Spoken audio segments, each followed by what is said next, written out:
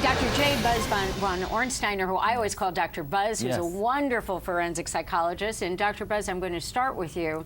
Prosecutors say the Rai case was a murder for hire. So now let's take a look at some similar cases where defendants hired hitmen to do their killing for them. Back in 1987, Lita Sullivan was shot to death when she opened the door of her Atlanta townhouse for a stranger who was carrying pink roses. Her estranged husband, millionaire James Sullivan, was a suspect, but his alibi held up.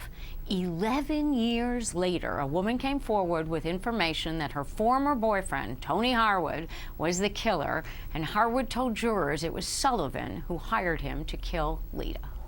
In another case of murder for hire, Atlanta prosecutor Fred Tokars was the defendant. In 1992, Tokars' wife was shot to death in front of her two little boys. Tokars was found guilty of her murder after a business associate admitted he was paid $5,000 to arrange the hit. And in 2002, New Jersey Rabbi Fred Newlander violated the commandment, "Thou shalt not kill," when he paid two conspirators, Len Genoff and Paul Daniels, $30,000 to murder his wife of 28 years. And, to Dr. Buzz, I have so many questions for you today. Okay. This whole idea, if we look at these cases, and I think it's a fair comment that the three cases which I've just looked at, Mr. Sullivan, then you have Mr. Tokars, a lawyer, then you have Mr. Newlander, a rabbi. Here, in this case, we have a college professor. So what is it, Buzz, about educated people that they won't dirty their hands, but they'll go hire someone? I think it says something about us. I think we have a bias in this country, or as individuals, we label and we categorize very quickly. Our brains aren't perfect. We process information very, very quickly. And one of the things we have a bias about is that educated people are very good people. It's not necessarily true. What I see with these individuals are a real state of narcissism, a lot of grandiosity. They're in control. They seek positions where they can have control over people, and they mow everybody else down. They don't care about anybody else. It's all about them. And then when someone gets in their way, they don't take the steps to do it themselves. They want to get someone else to do their dirty work because they're above that. They're above everything else. It's all about them, and they see everyone else as an obstacle to their own grandiosity. That's how I see it, Rikki. We think of you in terms of behavioral issues, but the truth is that although we won't deal with this necessarily knowing the psychology because you haven't met the defendant, but boy, oh boy, I think we can make some generalizations, starting with the fact of the prosecution's theory of the case. In essence, it's an honor killing, isn't it? You know, it's fascinating, and I agree with you. This is a highly unusual case. When we talk about honor killings, or we talk about a parent and how they view their child, it's very, very involved because obviously if this individual did murder his son's wife, there obviously was a lot of shame and humiliation going on here. And he felt that his son had let him down, that his son not only had gone against his wishes, but shamed and humiliated him. And we know as psychologists, when we feel shamed or humiliated and we don't seek reasonable solutions, and those thoughts stay within our emotional brain over time, they tend to seep and they tend to ruminate. And they can lay the groundwork to these acting out, rage-fueled behaviors. It's how the father views his son, though, overall. Does he see his son as an individual, or does he only see his son as an extension of himself? I tend to think of these parents in general as they look at their children as trophies. They don't see the child as the individual. They only see the child as the extension of themselves. They're highly narcissistic individuals. You know, it's interesting. I think perhaps for our viewers, the one easy comparison or basic comparison I can make is the stereotype of the stage mother, the gypsy, the stage mother who lives out her life through the accomplishments of her theatrical child in terms of the kind of transference in narcissism. I find it very intriguing. Dr. Buzz, it could be said that it's not the hatred of the young lady at all.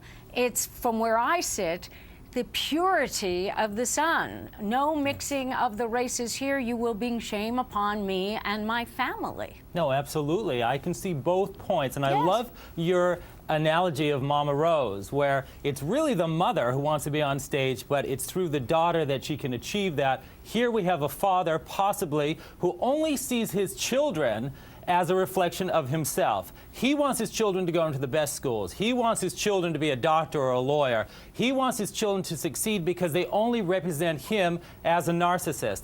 On the flip side of that, where does this leave the child? What kind of pressures does this place on the child, where they have a parent who only has tunnel vision and says, you need to go to school, you need to marry this type of woman, you need to act in this manner, or else you shame and humiliate me, and then I'm going to disown you. I kind of, again, think of them as viewing their children as trophies, or they're like a lawnmower parent who just mows down everything in their path so their child will succeed.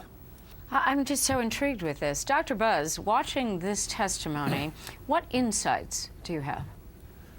What comes to me first and foremost is how conflicted this son feels, and how we all would feel, and how usually we feel when we talk about our parents. All parents aren't perfect. We're not perfect. We have a mixture of emotions whenever we speak about our parents. And in this situation, when you have a father who's accused of murdering your wife, and you're still trying to follow the commands that your father is giving you. It seems to be so ingrained in this individual, in Rikki, it seems to be so ingrained that he should be in school, that he should be doing what his father wants, that he should be seeking a good degree, that he should not be dating. That's what's coming across to me, that there's this confliction here where he should be following what his father's directives are, and it's so ingrained in him. It's probably started from age 1 and on. He probably doesn't even realize how ingrained it is. But yet he's in love with this woman. He's married her. She's pregnant. She's had his child, and he can't even have a good relationship to inform his parents of it. Very sad. Yes. It's really sad. When we look at the psychology of this young man, back to you, Dr. Buzz, I am fascinated by the fact that who is he protecting when they make a decision not to tell her family anything about his family? Who is he protecting himself? Is he protecting Sparkle? What's he doing?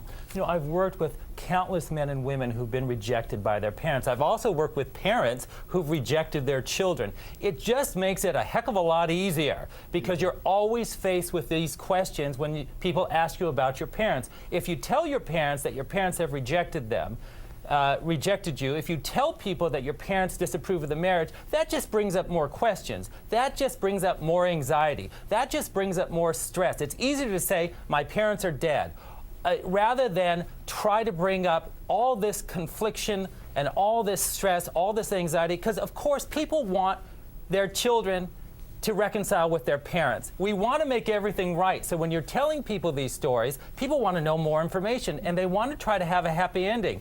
It's much easier when children have been rejected or people have been annihilated by their parents, been disowned. They just want to say, it's over, they're dead, they're out of my life. It makes it easier on them, and unfortunately, it doesn't provide any real good solutions. No, to say the least, and your insights are just fabulous.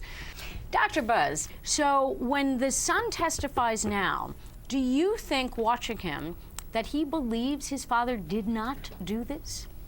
You know, yes, I do. He reconciled with his father, and again, it seems to be ingrained in him that this is what he must do. We know his brothers and sisters all went up the ladder to achieve great success through education and employment. He seems to be almost like the black sheep of the family. And the father really did not like that. But yet, when the wife is murdered, the father's saying, come back, join our family again. I accept you, but I accept you on these terms. I want you to finish your education and make something of yourself. That's what I'm saying. Well, I got to tell you, Dr. Buzz, this is a commitment. As often as I ask for Paul Bautista, I am asking for you. This is a very good educational segment for me, as well as an entertaining segment. And right now, I want to thank my fabulous guest. Boy, do you make my job easy today. Dr. Buzz von Ornsteiner. Yes. Thank you for joining us this morning.